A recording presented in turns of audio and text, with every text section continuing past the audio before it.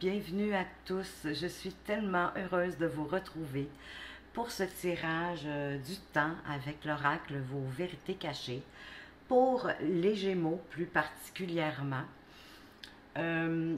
Pour voir en fait qu'est-ce qui vous échappe, pour que vous puissiez prendre conscience de ce que vous ne savez pas, que vous ne le savez pas, et ainsi devenir le créateur conscient de votre vie.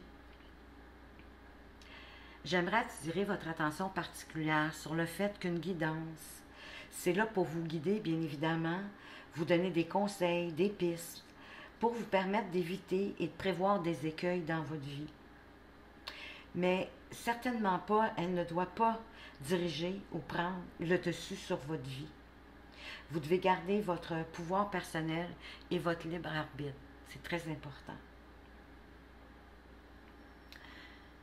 Si vous êtes ici par hasard, eh bien, sachez que le hasard n'existe pas et c'est qu'il y a certainement un message que vous devez entendre ici. En même temps, même si c'est un tirage plus particulièrement pour les Gémeaux, sachez que tout ne peut pas faire de sens. Alors prenez ce qui résonne en vous, ce qui vous parle, ce qui vous appelle. Et écoutez, ça va être un tirage à deux choix. Vous allez pouvoir choisir le choix 1 ou le choix 2 en lien avec une question sur quelque chose qui vous préoccupe.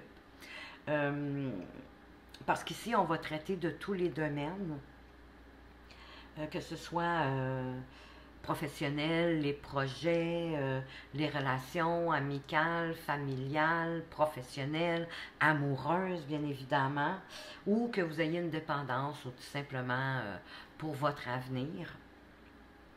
Alors, je vous invite à vous poser votre question ou votre intention ou la problématique que vous vivez en ce moment qui pourrait être en lien avec une situation ou un événement qui vous préoccupe vraiment en ce moment. Et ben, écoutez, pourquoi pas, vous êtes libre aussi de regarder les deux choix pour y avoir un complément d'information à votre problématique ou votre question. Et aussi, toujours dans l'idée d'avoir le plus d'informations possible, j'ai mis dans la description les liens pour vos ascendants, vos descendants et lunaire, votre signe lunaire. Si vous ne le connaissez pas, vous avez les liens pour les trouver, mais vous pourriez aussi consulter les vidéos sur ces signes-là pour vous donner encore plus d'informations ou peut-être même, à la limite, poser une autre question. C'est vous qui décidez. Alors, vous avez certainement compris que je vais commencer avec le choix numéro 1, alors que j'ai préparé au préalable pour que ce soit un petit peu plus rapide pour vous. Je vais mettre le choix numéro 2 de côté. Puis dans la description, vous allez voir aussi, vous allez voir la minuterie pour voir à quel moment qui commence. Alors, on va traiter du passé, du présent et du futur en lien avec votre question, les amis Gémeaux, qui ont choisi le choix 1. Alors, pour le passé, on a le saut 55. C'est ne pas voir les signes. Alors ici, vous devez être conscient que les signes sont partout autour de vous en ce moment. Dans la situation où vous êtes, vous ne les recherchez pas, vous les ignorez ou vous n'en avez pas du tout conscience quand ils se produisent. Avez-vous déjà connu une époque de votre vie où à chaque fois vous regardiez l'heure et il était 5h55, 11h11, 2h22, les heures miroirs qu'on appelle? Ou avez-vous déjà eu une impression de déjà-vu, ou déjà peut-être entendu le même message de la part de plusieurs personnes différentes, ou encore déjà vécu une situation où vous êtes en pleine rupture, puis soudainement il y a une chanson qui passe à la radio, puis les paroles, ben, ils correspondent aux circonstances que vous vivez dans la situation présente.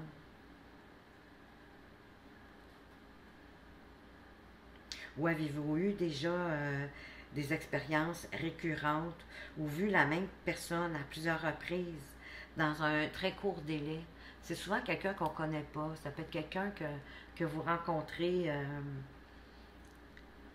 dans l'autobus ou un chemin que vous prenez régulièrement, puis que là, oups, cette personne-là, vous la voyez souvent.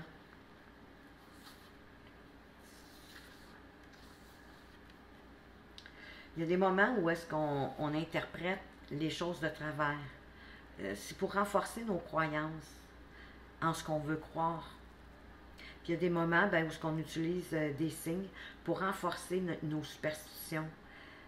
Parce qu'on a besoin d'un sentiment de sécurité qui nous permet de sentir qu'on contrôle notre vie, puis qu'on prévient la douleur. Il faut être conscient de ces tendances-là qui sont en vous.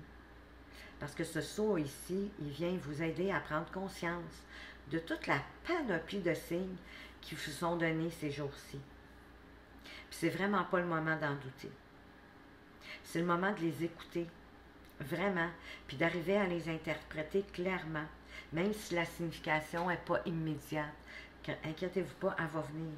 Parce que sachez qu'en ce moment, l'univers, dans son ensemble, vous offre toujours une aide pour vous orienter. Il essaie toujours de vous aider, l'univers. Mais là, c'est à vous de choisir si vous voulez ou non reconnaître et accepter cette aide-là. En ce moment, quand vous avez l'impression que quelque chose est un signe, il y a des fortes chances pour que vous devriez lui faire confiance. Il y a certains de ces signes-là, c'est des petits drapeaux rouges, c'est des avertissements.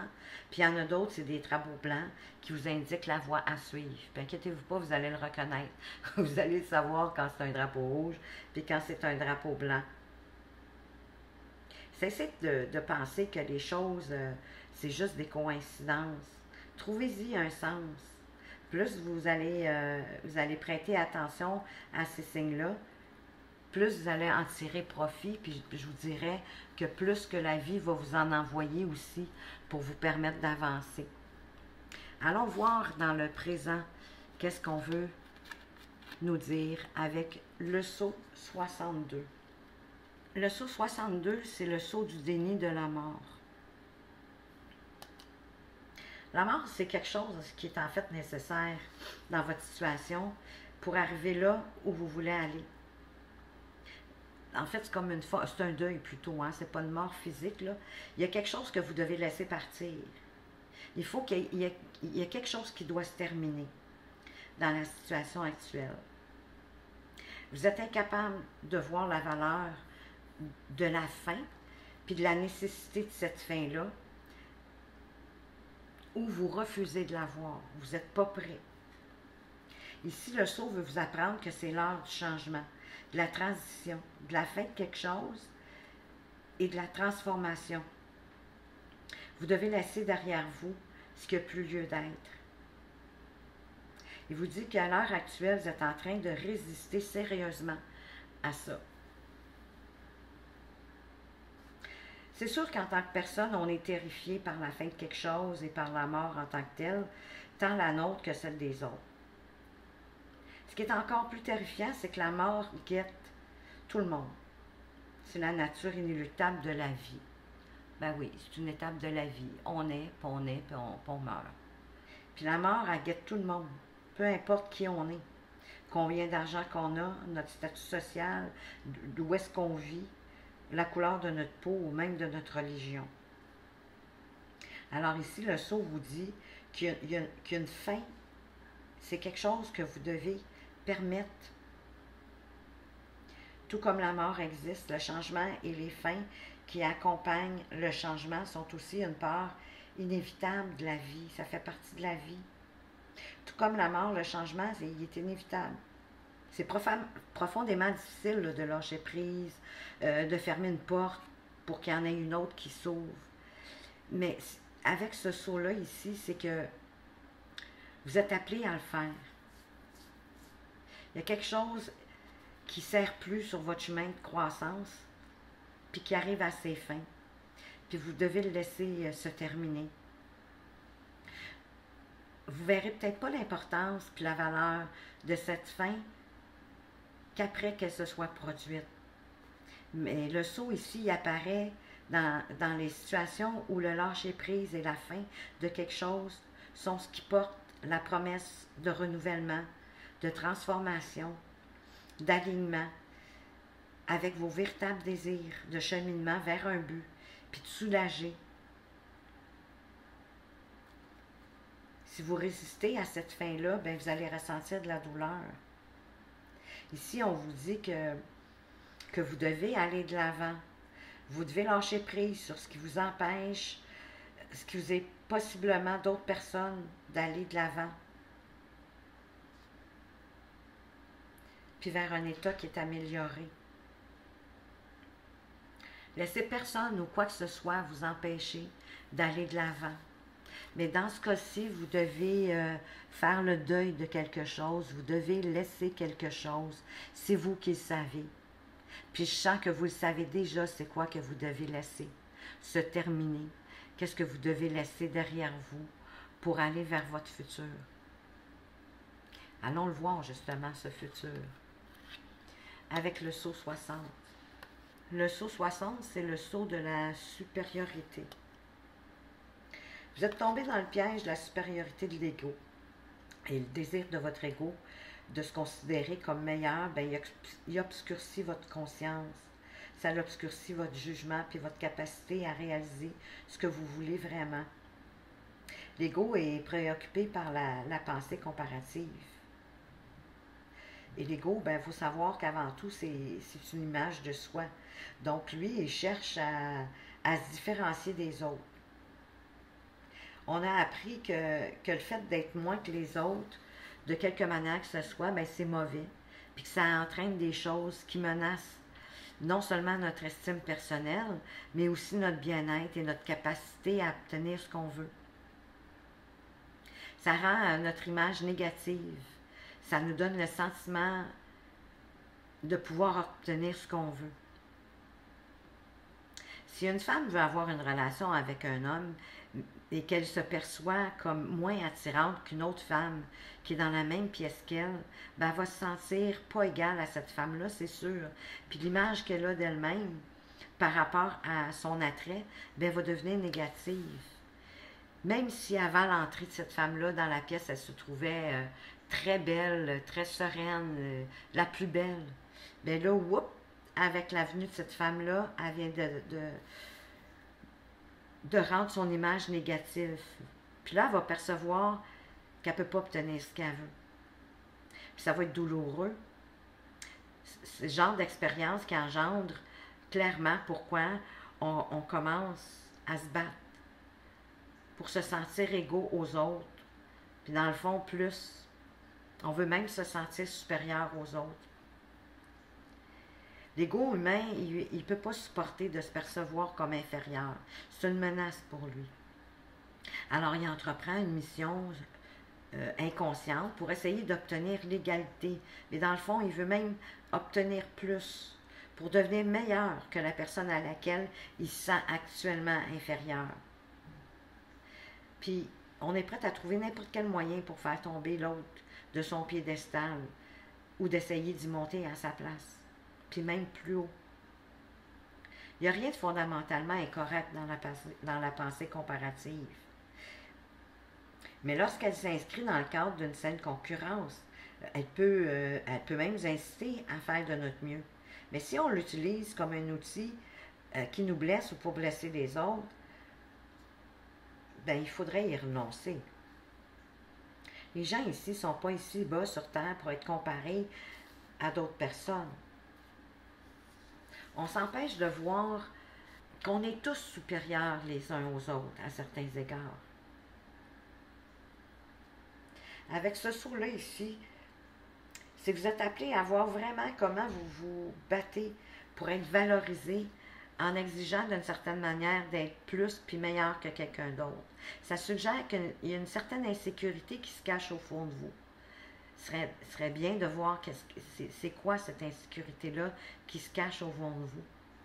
Même si vous êtes un meilleur athlète ou en savez plus sur quelque chose que quelqu'un d'autre, votre supériorité en ce moment fait des dégâts. Elle vous bloque ce que vous désirez. Il y a quelque chose que vous pensez, que vous dites ou que vous faites qui donne aux gens un sentiment d'infériorité. Ce qui les fait se percevoir, évidemment, comme une menace. Vous percevoir, pardon, comme une menace. Avec ce saut ici, vous êtes appelé à faire preuve d'amour. Aimer, c'est prendre quelque chose comme une partie de soi-même. J'aime beaucoup cette analogie-ci. Si les Blancs avaient considéré les Noirs comme une partie d'eux-mêmes, au lieu de se croire supérieurs aux Noirs, ils n'auraient pas pu les asservir sans en avoir un ressenti eux-mêmes, les effets négatifs. Et les esclaves n'auraient jamais pu exister. Quand on aime quelque chose, on se dresse pour que cette chose-là obtienne ce qu'elle veut, au lieu de l'empêcher de l'obtenir. On cesse d'être contre elle, on est avec elle et pour elle. Vous êtes également appelé à tout remettre en question, puis à considérer chaque perspective afin de prendre conscience de tout, puis d'arriver à une vérité qui est supérieure. Cessez de vous focaliser sur vous-même en termes d'être inférieur ou supérieur. Il n'y a personne ici qui est inférieur ou supérieur à qui que ce soit. Au lieu de penser, de parler puis d'agir en être supérieur, ce qui revient dans le fond à vous battre pour qu'une personne se considère comme inférieure à vous, vous devriez vous réorienter. Vous et votre interlocuteur. Vous devriez vous diriger vers la reconnaissance de la valeur intrinsèque et unique de chacun. On a tous des points forts, des points faibles. On a tous des qualités, des défauts, des dons, des aptitudes différentes des autres. Mais c'est en s'unissant, en s'entraidant, en partageant qu'on peut vivre une vie meilleure. Et c'est ce que je vous souhaite, les Gémeaux. Allons voir avec les 4 accords Toltec pour alléger un peu ce tirage. C'est pas toujours facile, je le sais, mais les vérités cachées, c'est ça. Ça va vraiment en profondeur. Alors là, on va un petit peu alléger tout ça avec les 4 accords Toltec. En passant, si vous aimeriez que je fasse une petite et courte vidéo sur ce que c'est vraiment, ou que vous aimeriez en apprendre plus sur les 4 accords Toltec, mettez-moi donc ça dans les commentaires. Ça va me faire un plaisir de faire une vidéo pour vous donner des détails. Alors là, on va aller chercher un conseil, une guidance avec ces 4 accords pour vous aider à justement alléger ce que vous vivez en ce moment. Et on vous dit que votre parole soit impeccable. Et forcez-vous de connaître la vérité. Vous savez, la parole impeccable, ici, c'est de parler selon vos propres valeurs, selon vos idées.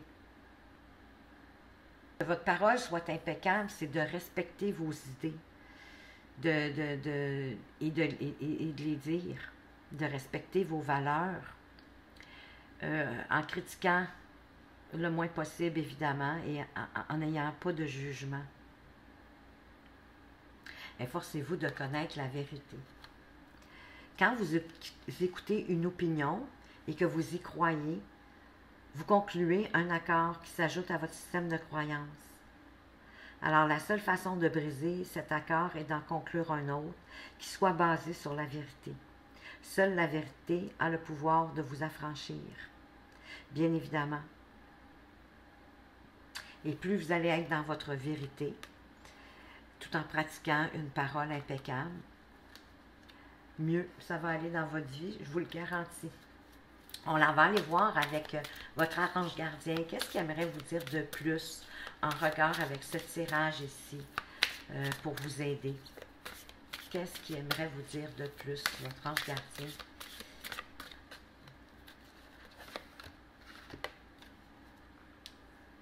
Munis-toi de cristaux. Les cristaux sont des pierres remplies d'énergie et possédant des propriétés dont tu ne peux même pas soupçonner l'influence. J'aimerais que tu les utilises en ce moment Il te serait bien utile. Je peux, grâce à mes énergies, transmettre à ces pierres tout ce qu'il te faut pour reprendre ta vie en main ou réaliser un de tes rêves. C'est vers elles que tu dois aller. Ah oui, c'est les cristaux, vous savez, ils ont toutes des priorités différentes. Je suis pas très... Oui, j'en ai quelques-uns, mais j'ai pas une connaissance extrême des cristaux. Je vous dirais, si vous êtes un peu comme moi euh, et que vous manquez de connaissances à cet effet-là, ben allez tout simplement dans une boutique spécialisée, puis ils vont pouvoir vous expliquer les propriétés des cristaux. Puis je vous dirais, en allant dans cette boutique, ce serait bien de penser justement à demander à votre ange qui vous guide vers les cristaux que vous avez besoin pour vous aider dans votre vie. Peut-être pour accepter le deuil de quelque chose, de passer à autre chose, sans trop vous montrer ou vous croire supérieur à qui que ce soit. Et vous permettre de voir les signes que vous n'avez pas vus ou que vous ne voyez pas en ce moment. Mais je suis convaincue que même si cette carte-là est dans le passé, il y en a encore des signes. L'univers vous envoie des signes, votre ange vous envoie certainement des signes. Peut-être que les cristaux vont vous permettre, oui, de guérir sur votre déni du deuil, du lâcher-prise, de laisser les choses aller. En tout cas, c'est ce qui vous mentionne ici et votre ange gardien est très bien placé pour savoir c'est quoi vos besoins. Alors voilà les Gémeaux, pour ceux qui avaient choisi le premier choix. J'espère que ça vous a donné des pistes pour vous permettre de mieux avancer dans votre chemin de vie en lien avec votre question. Et rien ne vous empêche d'écouter les autres tirages. Alors, je vais commencer maintenant le deuxième choix avec votre passé, votre présent et votre futur. Les amis Gémeaux qui ont choisi le deuxième choix. Et dans le passé, on va aller voir qu'est-ce qu'on veut nous dire avec le saut 48. Et le saut 48, c'est le saut la rareté. Ici, on veut vous montrer que vous tombez dans une pensée de la rareté. Ça vous pousse à penser, à parler puis à agir d'une manière qui profite à personne, ni à vous ni aux autres. Ça peut vous amener à faire des choix qui seront pas les bons.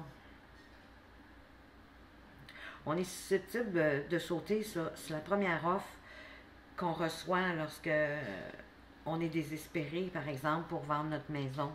On a tellement peur de ne pas la vendre que la première offre qu'on reçoit, on l'accepte. Ou encore, on est à la recherche d'un emploi, mais on accepte un qu'on déteste. C'est pas ce qu'on souhaite faire, mais on l'accepte parce que il faut qu'on paye les factures. On a tendance à croire que la valeur perçue d'une chose est plus élevée et de meilleure qualité quand on pense qu'elle est rare ou qu'il est difficile de pouvoir l'avoir.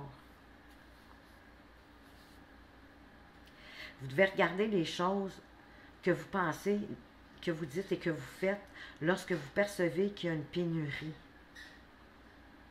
Faites tout ce que vous pouvez pour passer à une perception d'abondance au lieu d'une perception de rareté. Ça peut signifier que vous devez adopter une mentalité d'abondance en général dans votre vie ou seulement par rapport à la situation spécifique que vous vivez présentement ou que vous avez vécu ou qui va bientôt se terminer. Ce qui va sûrement se terminer si justement vous passez à une perception d'abondance, de vous sentir, de vous voir dans l'abondance. La réalité, c'est que votre perception de rareté vous rend vulnérable à être manipulé. Elle vous fait faire des erreurs. Elle vous fait correspondre de plus en plus à la rareté puis au manque d'abondance. pour vous rapprocher de votre vérité fondamentale dans la situation actuelle, il peut être utile que vous vous demandiez qu'est-ce que vous feriez dans la situation si vous aviez tout l'argent du monde.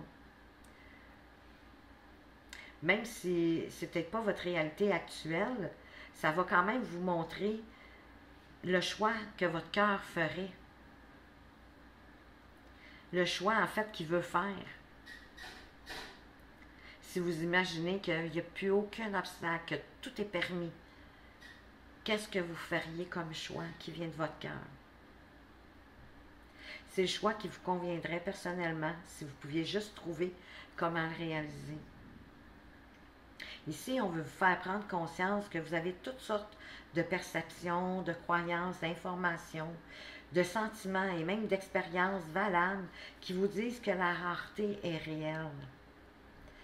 Mais ce qui échappe à votre regard, c'est que même s'ils sont valables, ils ne reflètent pas en fait la réalité. C'est pas si rare que ça. Puis il n'y a pas tant de pénurie non plus. Donc ici, la marche à suivre, c'est croyez-vous, imaginez-vous, ressentez-vous dans l'abondance. Ça va vous aider. Ça va l'amener même. Remerciez aussi. Ayez de la gratitude pour ce que vous avez déjà. Ça aussi. Parce que pour moi, en tout cas personnellement, la gratitude, c'est la mère de l'abondance. Plus qu'on remercie, qu'on rend grâce pour ce qu'on a déjà, avec foi et sincérité, vous allez voir, l'univers va vous répondre puis va vous amener l'abondance. Ici, il pleut énormément puis il y a beaucoup de tonnerre. J'espère que ça ne fait pas interférence dans la vidéo. Je vais quand même poursuivre avec votre présent. Et vous avez le sceau 70. C'est le sceau qui nous parle de l'indécision. Alors ici, on veut vous montrer que vous êtes présentement en zone de sécurité, mais vous restez bloqué en ne prenant pas position ou en changeant de position ou en vous définissant pas. Vous pouvez refuser de prendre une décision, de refuser de vous engager puis de rester coincé. Mais quelle que soit la façon dont vous voyez les choses, vous n'êtes pas solide en ce moment dans une situation où, normalement, vous devriez l'être solide. Vous avez peur, en fait, de faire le mauvais choix. Si on ne peut pas prendre de décision, c'est parce qu'on craint les conséquences. Vous devriez vous demander qu'est-ce que j'entrevois comme conséquence pour chaque décision potentielle. Puis ensuite, examiner chacune des pires scénarios en vous demandant de quel de vos désirs cette conséquence vous fait-elle prendre conscience. Vous devez reconnaître que ne pas prendre de décision, en fait, c'est une décision. Ben oui, vous avez pris la décision de ne pas prendre de décision. Et ça vous fait complètement perdre le contrôle sur votre vie. Quand vous décidez de ne pas prendre de décision, bien, il y a une décision qui va être prise pour vous. Bien, elle va être prise pour vous, soit par la vie, ou soit par ceux qui vous entourent. Ils n'ont pas nécessairement vos intérêts à cœur en passant. Hein? D'ailleurs, parce que le soi que vous présentez au monde est tellement justement indécis, bien, ils ne savent peut-être même pas ce qui est le mieux pour vous. En passant, pour moi, ce qui est le mieux pour vous, juste vous qui le savez. Alors ici, ce sceau, il veut vous dire que le moment il est venu de vous écouter, de vous faire confiance, d'écouter votre voix intérieure, puis que sur cette base-là, de prendre des décisions puis des actions solides pour avancer.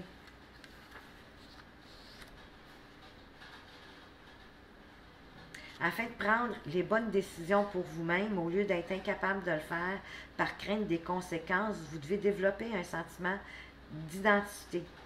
Vous devez être aussi solide que la pierre. Tenez-vous-en à vos décisions.